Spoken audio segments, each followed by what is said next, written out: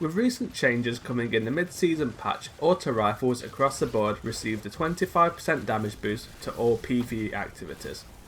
With this change they will be much more viable than before, but there are a few auto rifles which are already performing very well. In this video I will be going over 5 of these weapons and perk combinations you should look out for. These are the roles you definitely do not want to miss. These weapons are all currently available in the game and not from any time limited source, such as rotating Days of Eternity drops. Coming in at number 5 is the Dutybound. Previously available from Lightfalls, and some of you might even have an adept version in the vault collecting dust, but now can be easily obtained from Zavala using vanguard engrams. There is nothing flashy about the Dutybound, but it is the king of consistency. It is kinetic, meaning it will receive an extra 10% damage compared to weapons of any other energy type. Where all you want to look out for is stats for all and 1 for all, to cement this weapon as an ad clearing machine. You will also not go far wrong with the perks Triple Tap and Frenzy or Rampage. At number 4 is a solar auto rifle Ammit AR2. Available as a world drop or given during the crafting tutorial. Being fully craftable and only requiring 2 patterns mean that choosing a god roll with enhanced perks has never been easier. This weapon is best when leaning fully into solar synergy, so the 4th column perk Incandescent is a clear winner. This perk should be enhanced if possible too, as it applies an extra 5 scorch stacks, which could be the difference needed for an ignition. To go alongside this perk, use 3rd column stats for all or surplus, and build barrel, mag and masterwork slots into range or handling.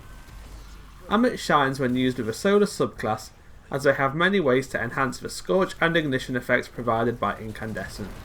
To name a few fragments, Ember of Ashes, Empyrean, Tempering, Char or Blistering will all be great options when used alongside the Ammit AR2. At number 3 is an auto rifle which fills a different niche than other weapons on this list, the Lodbrok-C. This is a high impact, slow firing kinetic auto which has the perk combination 4th times the charm and target lock. These together can keep the Lodbrok firing for an insane period of time, with scaling damage the longer the trigger is held up to an extra 40%. Because of these perks, this weapon is best suited to sustained fire on higher health targets.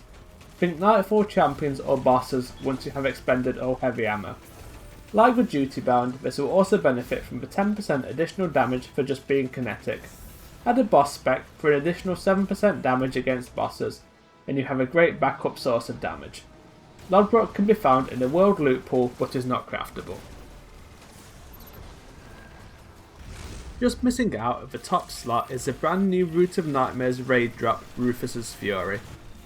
This weapon has been made available as an adept variant from the 3rd encounter challenge, but can be fully crafted and enhanced if you are lucky enough to find 5 red border variants in the raid. This is one of the few Strand auto rifles, so the perks I recommend enhance Strand builds. In the 3rd column, Rufuss Fury has access to Demolitionist or Pugilist for ability regen. In most cases I will take Demolitionist here. Reconstruction is also an option if you are not as interested in the ability regen provided. In the right column, Hatchling is a fun perk with Strand builds, especially Warlock. Rufuss Fury is surprisingly stable for a high rate of fire weapon, so expect to be hitting many headshot kills summoning an army of Threadlings. If you are not looking for Strand synergy, Paracausal Affinity gives a 20% damage buff on any kill with this weapon or anything stasis or Strand based, including abilities.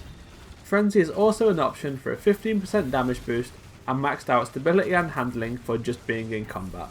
Finally, at top slot is an auto rifle which has gone under the radar for many players, but I feel if anyone has picked up a good roll on this weapon they will agree with me, the Last Breath.